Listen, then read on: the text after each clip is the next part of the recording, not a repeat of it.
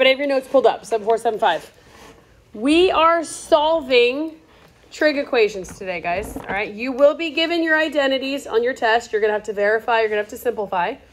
You'll be given the unit circle on your test. You will have to solve trig equations using algebraic skills that you guys have done 1,000 times, and then finding answers on the unit circle.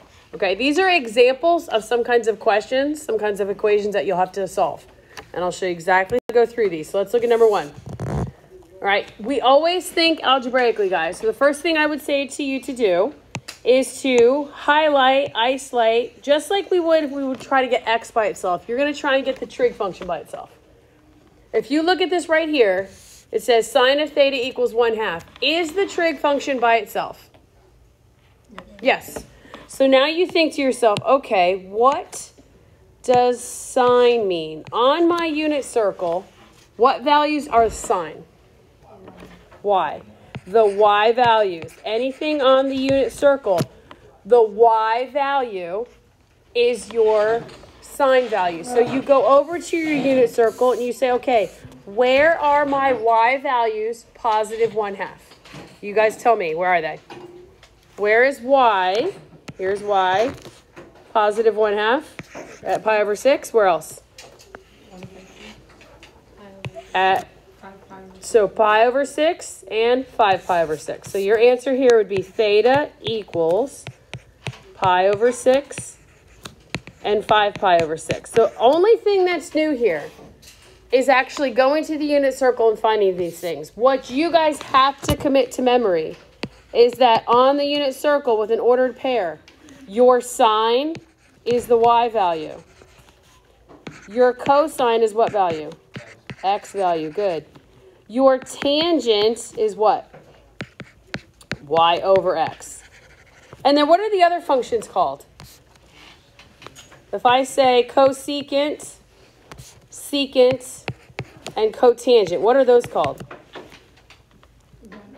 Those are reciprocal functions. Guys, think about what the word reciprocal means. To do what?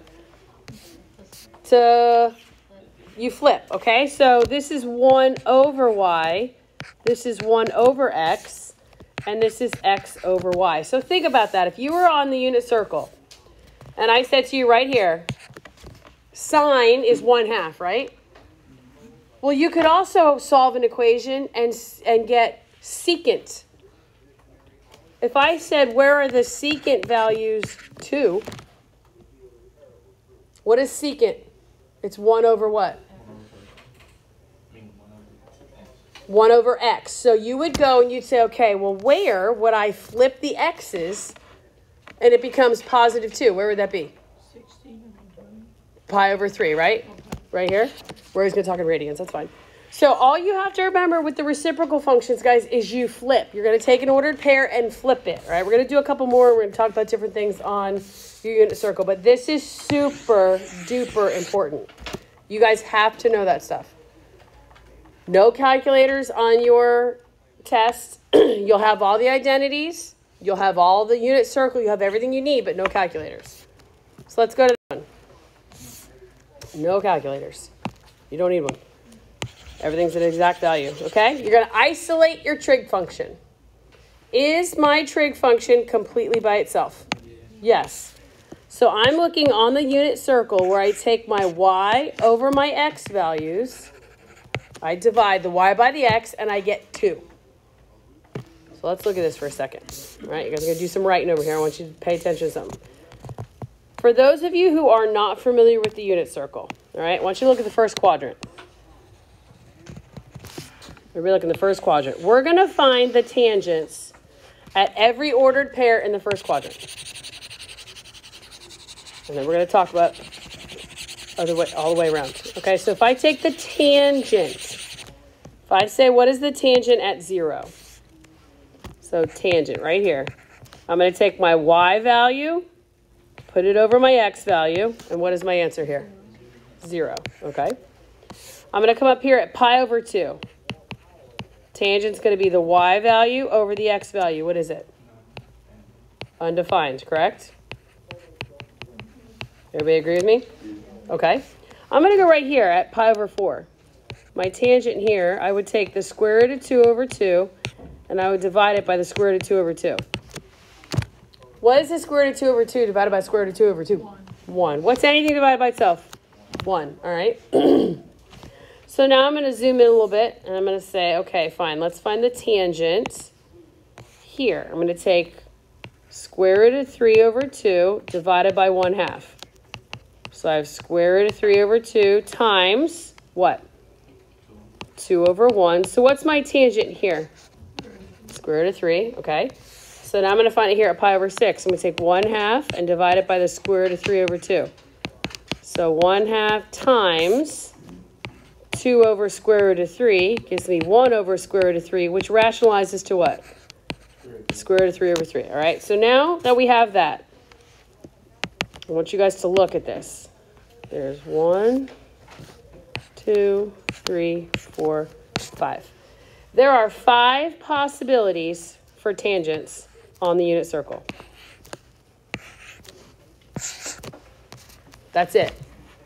Now you're thinking, well, wait, there's so many other ordered pairs. Look at all of the ordered pairs around the unit circle. What do you guys notice? They're all the same. Look at pi over 4. What's the ordered pair at pi over 4? Square root of 2 over 2, comma square root of 2 over 2. What is the ordered pair at 3 pi over 4? Negative square root of 2, comma square root of 2 over 2. What is 5 pi over 4? Negative square root of 2 over 2 and negative square root of 2 over 2. What is 7 pi over 4? Square root of 2 over 2 and negative square root of 2. It's the exact, this first quadrant is repeated all the way around the unit circle. The only thing that changes are the signs.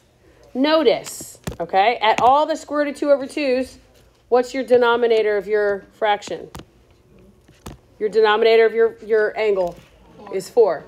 At all of the ones where tangent is square root of 3 over 3, what's the denominator? 6, 6, 6, 6. The unit circle, guys, is just a big pattern. That's it. The first quadrant is repeated all the way around. The only thing that changes are the signs. If you commit this to memory, great. If you don't, no big deal. You'll just have to do the work to figure out which one gives you square root of 3 over 2 or square root of 3 over 3 and which one gives you square root of 3. But if you come back to this question and say, okay, where on the unit circle will you ever get a tangent value of 2? Is that ever going to happen? No. So your answer here would be no solution. Technically, no solution is not the correct answer, because you can type in tangent 2 and hit enter on your calculator, but you get some wacko decimal. We are dealing with only angles that are on the unit circle. So for what we're dealing with right now, if they give you something and it's what is the tangent, or say it was a cosine of 6. What's cosine? What values? The y's. Cosine. X. Are there any places that the x part of the ordered pair is a 6? No.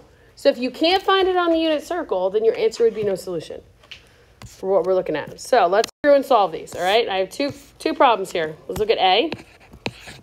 A says 2 times the sine of theta minus 1 equals 0. And B is tangent squared theta minus 3 equals 0. All right, so again, we're going to solve this because we think algebraically. Pretend like this is your variable. This is your x. You want to get that by itself. So what would we do to get sine of theta by itself? You're going to add 1 to both sides, and then what? And divide by 2. Perfect. So I have sine theta. All right, so sine theta equals what? 1/2. Is your trig function completely by itself now? Yes, so this is telling you where to look on the unit circle. What is sine? So they want all the y values that are what?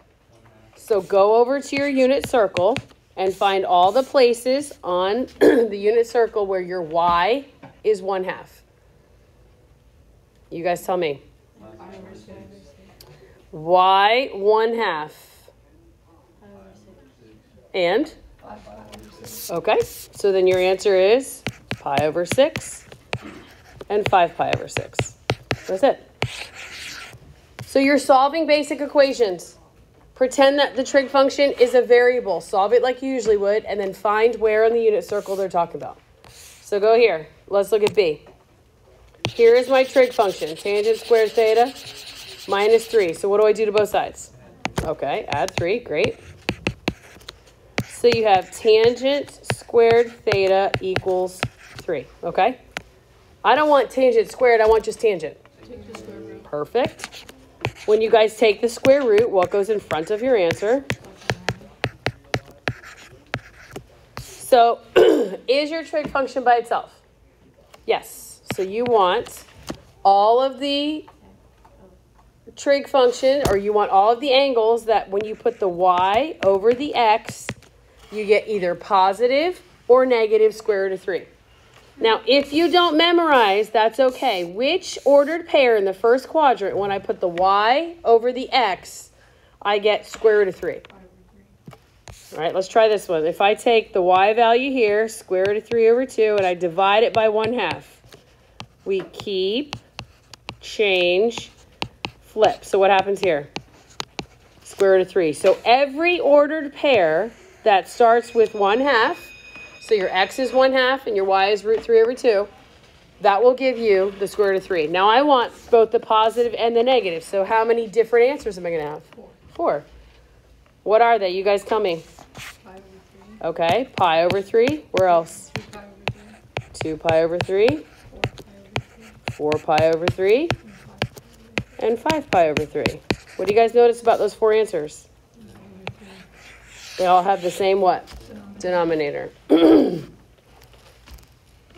you're looking for one specific value, like the tangent of this or cosine of that, you're not going to get different denominators, so pay attention.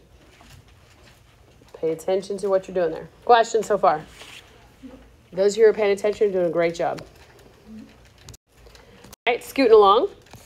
See, just when you think things are going well, then I do this to you, right? Same exact thing. I want to get my trig function by itself. Well, what do you notice here? There's 2 trig functions. Are they the same? Kinda. Are they the same trig function? Yes. But one of them is squared, one of them's not. All right, so you guys are kind of looking at this, you're like, oh, all right, well, let's think algebraically. If I gave you this problem, is there anybody in here that could solve that? What kind of a problem is this? Factoring. When you have 2 trig functions that are the same, one squared and one's not, all it is a factoring problem, guys. Instead of x's at the front of each of my parentheses, what am I going to have at the front of my parenthesis? A cosine, okay? So cosine theta. Perfect. So I'm going to factor this. I'm going to figure out what 2 numbers multiply to give me a positive 6, but add to give me a negative 7. What would that be? Negative 6 and negative 1. Perfect. Factor like normal. My a term is not 1, so what do? Perfect. Divide both by 2. Perfect, guys. So on this left-hand side, I have cosine theta minus 3. And over here, I have 2 cosine theta minus 1, right? This comes out in front because it doesn't divide pretty. Now, when we factor, if I had x minus 3 and x minus 1, I would set each parenthesis equal to 0. So do that. Cosine theta minus 3 equals 0. 2 cosine theta minus 1 equals 0. All right, so let's solve this one. I want to get cosine by itself. What do I do to both sides? Perfect. Add 3. Cosine theta equals 3. All right, well, now that my trig function's by itself, we've got to think for a second. What is cosine? X. So I want to look on the unit circle where all of the x values are 3. Look over there. Go all the way around. Do you see any x values that are 3? No. So then you just come over here and you go, boop, cross it out. So let's solve this one. I want to get cosine. Look, get your trig function totally by itself. What do? Perfect. You're going to add 1 to both sides and divide by 2. So cosine theta equals 1/2. Gus, what did you just tell me? Yep. I want x values that are 1/2. So on your unit circle, guys, go over here and look. Where are the x values? Positive 1/2. 5 pi over 3 and? Perfect. So your answer here would be theta equals pi over 3 and 5 pi over 3. You guys are solving equations like you've done 100 times. It's just a matter of now understanding where to look on the unit circle for your answers. Questions? Everybody all right? All right, scoop. All right, now you have a problem like this. Okay, well, here's a trig function. Here's a trig function. And here's a trig function. How come I made one of them purple and one of them pink? Because they're not the same. So if you're going to look at this, algebraically, if you were looking at this, and this said something like 5xy plus 4y equals 0, what would you tell me? Take the y out. You could take the y out because they have the y in common. Exact same thing, guys. Think algebraically. There's 2 terms here. 5 sine cosine plus 4 cosine. What do they have in common? They both have a cosine, so divide it out. Divide out cosine here. Divide out cosine here. Does it go away? No, you just stick it out in front. So cosine theta. This cancels, so you're left with 5 sine of theta plus 4, right? That cancels. Equals 0. Is there anything else you can factor? So what do you do to each piece? You set it equal to 0.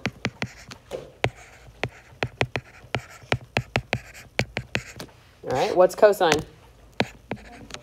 X values. So where on the unit circle are your x values? 0.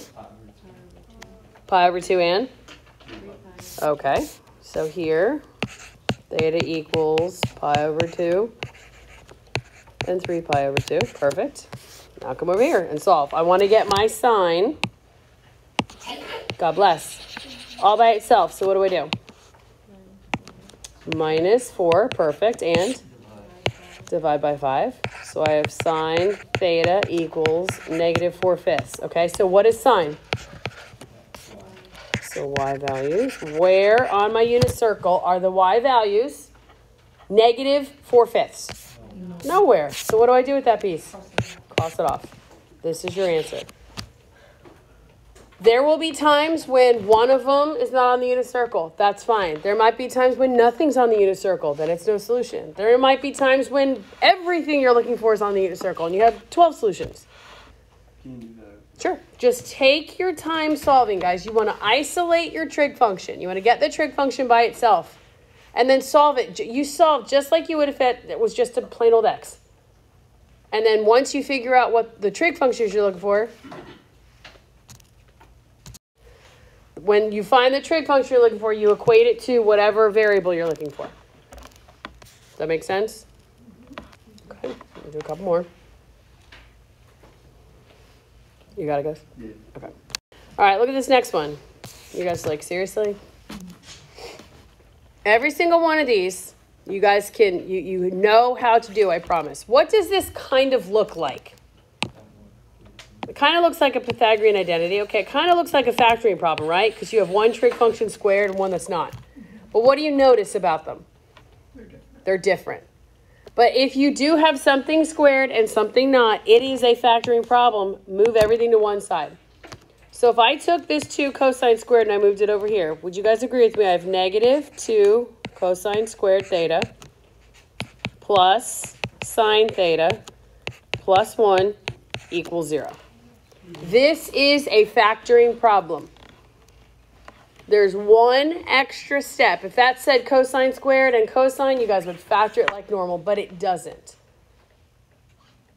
There's somebody out. All right, when you get to a point like this where you have 2 trig functions, one of them squared, one of them's not, I'm going to tell you always convert to the middle. And what I mean by that, right, is there something that I can change cosine squared into? That's in terms of sine. 1 minus sine Think about it. You're going to have your identities on your desk. So sine squared plus cosine squared equals 1, right? Well, how could I rearrange this formula that cosine was by itself? You'd subtract sine from both sides, right? You guys agree? So cosine squared is the same as 1 minus sine squared. And the reason we use our identity is because now do you have all the same trig functions within your problem? Yes. Whenever you have a trig function squared and 1 to the first power, but they're different, you always convert to the middle. You'll be able to use an identity from that identity sheet to change the one that's squared into terms of whatever the middle function is. Now just use your algebra skills, guys. What do I do with that negative 2 out in front? I'm going to distribute it. What's negative 2 times 1? Negative 2. What's negative 2 times negative sine? Plus 2 sine squared. Then I have plus sine theta plus 1 equals 0. Do we notice anything? I have a negative 2 and a positive 1 here, right?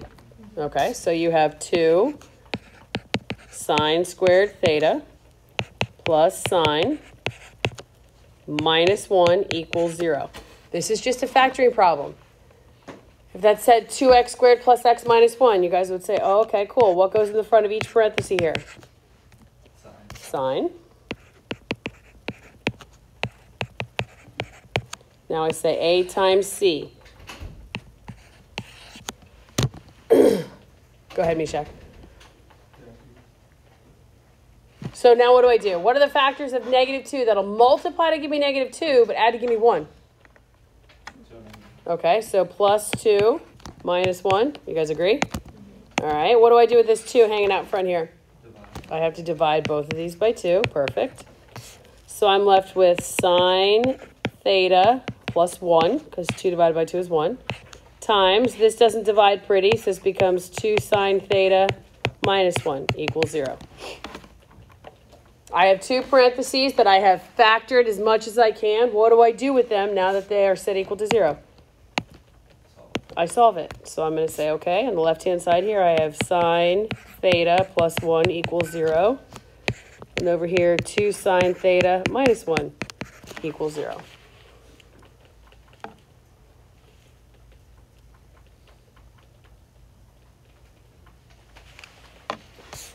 Now what? Okay, if I subtract 1 from both sides, I'm going to move down here. I have sine theta equals negative 1. Is your trig function now all by itself? Yes. Sine. What is that? Y values? Okay. So I look on the unit circle where my y values are negative 1. What is my answer? Look over here, guys. Where's the only place that your y value is negative 1? 3 pi over 2. Perfect. So 3 pi over 2. That's one of your answers. Good. Now we're going to do the exact same thing. We're going to solve here. Get sine all by itself. So I'm going to do 2 things. What are the 2 things? Add 1 and divide by 2. So that's going to give me, yep, sine theta equals positive 1/2. So what is sine again? Y value. So where on the unit circle are your y values positive 1/2? So theta equals pi over 6 and 5 pi over 6. So in this case, we did have 2 different answers. That's fine. They both happen to be on the unit circle. That's fine as well. Questions? All right, I want you guys right now, go to your homework, pull up the 7475 practice. Everybody pull up the 7475 practice. I'll give you a second to pull it up. All right, go ahead and cross off this left section. And go ahead and cross off this section over here on the right. There's a video. Have it, go ahead. And we've already done this one like 3 times, so you can cross that one off. All right, so what you have left is this middle section. I'm going to do the 3 that are circled and an additional one, and then you guys will have the rest for homework. You guys need to turn in your own homework. All right, let's look at 33. Just looking at 33, guys, how is this a little different from some of the other ones we've done? What is the trig function that's in this problem? Secant. So it's not one of our regular ones, it's one of our reciprocal, right? So when I think of reciprocal, what word do I think of? Flip. Flip, all right? When you think of reciprocal, you want to think of flip. We're going to solve this the same way. I want you to get the trig function by itself. So what are you going to do to both sides? I'm going to add 4 and divide by 3. So you're left with secant squared x equals positive 4 over 3, right? Everybody with me? All right, so I don't want secant squared. I just want what? Secant. So take what? The square root. So I have secant x equals, what goes in front of square root? Plus or minus. What is the square root of 4? 2 over, what's the square root of 3? Do we know? Okay, so guys, think about this for a second. Before you start going, wait, now I have to rationalize and blah, blah, blah, blah, blah. What is secant the same as? Cosine, 1 over, right? So when you see this, think of flip. Secant, 2 over square root of 3, is the same as what? When I flip square root of 3 over 2, what does that become? Sorry, when I flip square root of 2 over square root of 3. So this is what you're looking for on the unit circle. You're looking for all the places on the unit circle where your x values are root 3 over 2. Because that means their secant value is 2 over root 3. It's flipped. So think about when you have a reciprocal function, think about the word flip. If I had 2 over 1, when I flip it, what does that become? 1/2. Is there a bunch of places on the unit circle that are 1/2? So you'll see stuff like that. So guys, where on the unit circle are your x values square root of 3 over 2? Both positive and negative. Okay, pi over 6. Where else? 11 pi over 6. Where else? 5 pi over 6. Where else? 7 pi over 6. What do you notice about the denominators in every single one of these? They're all the same. Make sure you guys are just doing things that you can check yourself. But when you see a reciprocal function, just think, oh, I'm going to have to flip. If you look at something like 35, solve this like you would any sort of problem that we've come in contact with. This says 4x squared minus 1. Okay, fine. Get the cosine by itself. What are you going to do? Add 1 to both sides and divide by 4, right? So you're going to have cosine squared x equals 1 over 4. I don't want cosine squared. I want just cosine. So what do? Take the square root. When you take the square root, what goes in front of your number? Plus or minus. So guys, think about this. What is the square root of 1? 1. What is the square root of 4? 2. So you're looking for all the places on the unit circle where your x values are what? Positive 1/2. So look all around and tell me what they are. Where is positive 1/2? What number is it? 35. Cosine is x values. You guys tell me, where are my x values? Okay, pi over 3. So every other answer should have a what? Positive or negative. So where is it? 2 pi over 3. Where else? 5 pi over 3. Where else? 4 pi over 3. All right. Does it matter that I didn't write them all in numerical order? No. As long as you got them there and I could see them, that's fine. But understand, guys, you take your time. It is so easy to look at the wrong ordered pair. Every time I do an answer key, anything like that, I write like, oh, x values, look there. Like try to do something that you guys are always doing the same thing to kind of keep yourself in some sort of a rhythm. Sure. I'm going to do this one I have in pink, and it's very similar to 43. I just wanted to do a different trig function. All right, look at this problem I have here in pink. It's very similar to 43. I just did a different trig function. There's two ways that you could look at this. All right, we're going to do this two different ways so you guys can see. What do you notice about this problem? It is a reciprocal. Good. So that's good. We're thinking that way. What else do you notice about this problem? It looks like a factoring one, right? If you have something squared and something not, but it's good that they're both the same. I'm going to rewrite this another way because there's two ways that you could look at this problem. As soon as I see an x squared, I always move everything to one side. I like to do it like in blue. But you don't have to. If we did it like over here in blue, obviously this is a factoring problem. So what's going to go in the front of each of my parentheses here?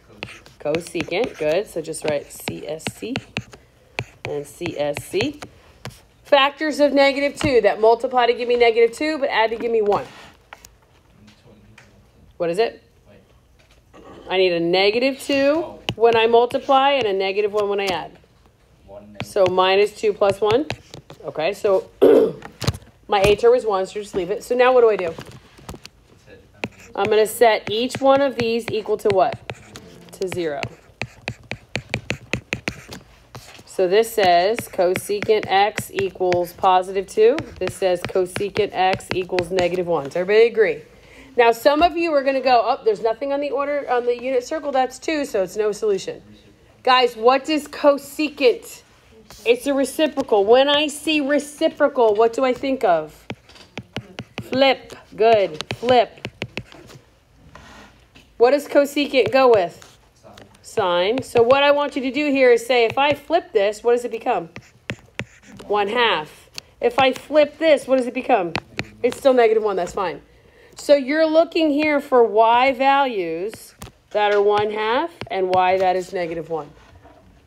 Don't worry about going 1 over 1/2. Be good, keep, change, flip. You're going to do that. As soon as you see it's a reciprocal function, when you get down to the end, just be like, ooh, I'm going to flip it. So in this case, what would my answers be?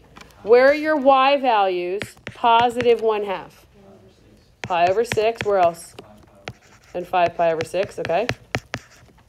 And then over here, where are my y values? -1. What is it? 3 pi over 2. Okay. Now, sometimes you get things that are redundant. You keep getting the same answers. That's okay. All right. You guys can skip, what did I say, 45 and 46.